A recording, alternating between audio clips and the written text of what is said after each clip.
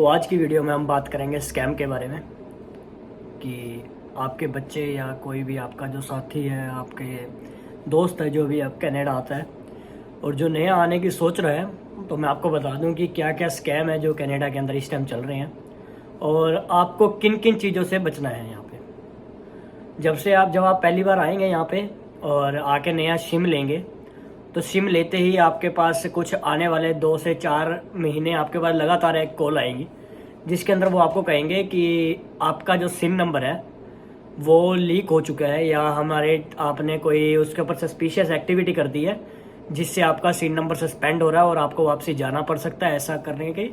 और अगर आप जानना चाहते हैं कि आपका वो सिम नंबर कहाँ यूज़ हुआ है तो 1 दबाएँ, 2 दबाएँ। अगर आप वो सब चीज़ें अगर आप दबाते हो तो वो आपसे आपकी इन्फॉर्मेशन मांगता है, फिर आपके पास एक OTP आएगा, फिर आपको बोला जाएगा कि वो आप OTP बता दीजिए। तो आपके आने वाले टाइम में ऐसा होगा। और जब भी आप यहाँ पे नया कुछ कॉन्टैक्ट नंबर लेंगे, क्योंकि इनका मुझे नहीं पता कि ये जो इनके जो लिंक हैं उनसे जो भी नए कॉन्टैक्ट्स आते हैं, क्योंकि जो पुराने वाले हैं उन लोगों को पता है कि क्या क्या हो रहा है और क्या क्या कैसे कैसे चल रहा है ना। जब आप नए आते हो और उनके पास वो पता लग जाता है कि नए नए नंबर कौन से इशू हुए हैं, किस किस जगह से हुए हैं, तो उन्हीं लोगों को वो 5-6 महीने तक लगातार कॉन्टैक्ट करते ही रहते हैं। और ये जो सिम नंबर होता है ना, हमारे को क्या होता है कि यहाँ पे आइडेंटिफिकेशन नंबर मिलता है एक, तो वो आइडेंटिफिकेशन जिससे हम टैक्स भी पे करते हैं, तो हमें आइडेंटिफिकेशन नंबर सिर्फ एम्प्लॉयर को देना होता है, वो हम किसी और को नहीं देते हैं। तो वो हमारी एक ऐसी चीज़ है जिसको हम ज़्यादा लोगों के साथ शेयर नहीं करते, वो हम अपने एम्प्लॉयर के साथ ही शेयर करते हैं कि ताकि कोई उसका मिसयूज़ ना हो। तो इसीलिए वो हमें डराते हैं कॉल के ऊपर कि आपके उसका सिम नंबर पर सस्पिशियस एक्टिविटी हुई है। और क्योंकि अब जो बंदा नया आया वो डर भी जाता है कि ऐसी ऐसी चीज़ ना हो जाए कि कहीं मेरे को वापसी ना जाना पड़ जाए। तो ऐसी कोई चीज़ नहीं है। अगर आपके पास ऐसा कोई कॉल आता है सिर्फ सीधा डिस्कनेक्ट करिए, कोई दिक्कत नहीं है। और पहला स्कैम तो यही हो गया। और दूसरा स्कैम जो सबसे बड़ा स्कैम है यहाँ पे वो चेक का है।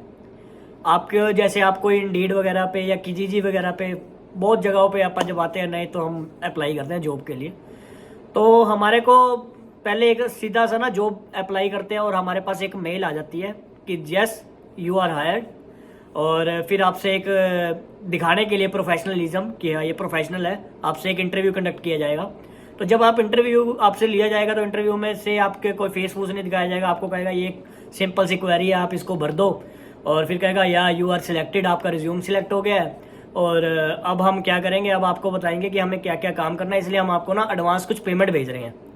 तो उस पेमेंट से आपने क्या करना है, वो पेमेंट आप अपने अकाउंट में लीजिए और ये पेमेंट आपने इस बंदे को भेजनी है। और इस बंदे को भेजने के बाद आप हमें करो तो हम आपको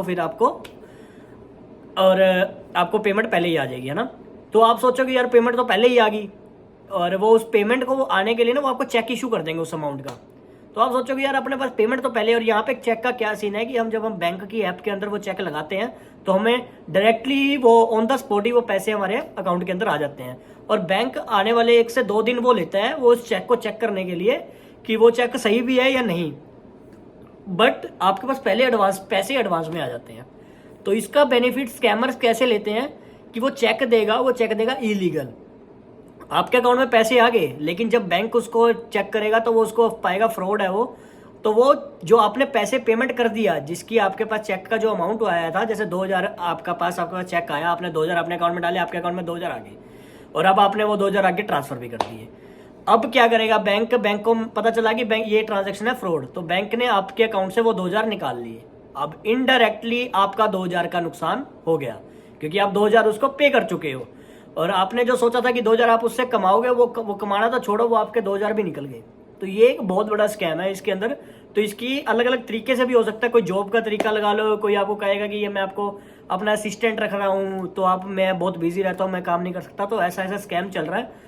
तो इन सब चीज़ों से अगर आप यहाँ पे हो कनाडा के अंदर तो भी बचें। और जो अगर नए आने के बारे में सोच रहे हैं तो अवेयर हो जाए कि ऐसा कुछ आता है तो सीधा डिस्कनेक्ट करना है और कुछ नहीं है। अगर जॉब मिलेगी तो आपको सीधा डायरेक्टली वो एम्प्लॉयर बुलाएगा, फेस टू फेस कॉन्वो होएगी, सब कुछ लीगली डॉक्यूमेंट भेजे जाएंगे, तो सब कुछ होगा, आपके एग्रीमेंट होगा, सब लीगली तरीके से होगा। ऐसा कोई भी फ्रॉड तरीका नहीं होता यहाँ पे, सब कुछ लीगली चलता है। तो इन सब चीज़ों से बचें।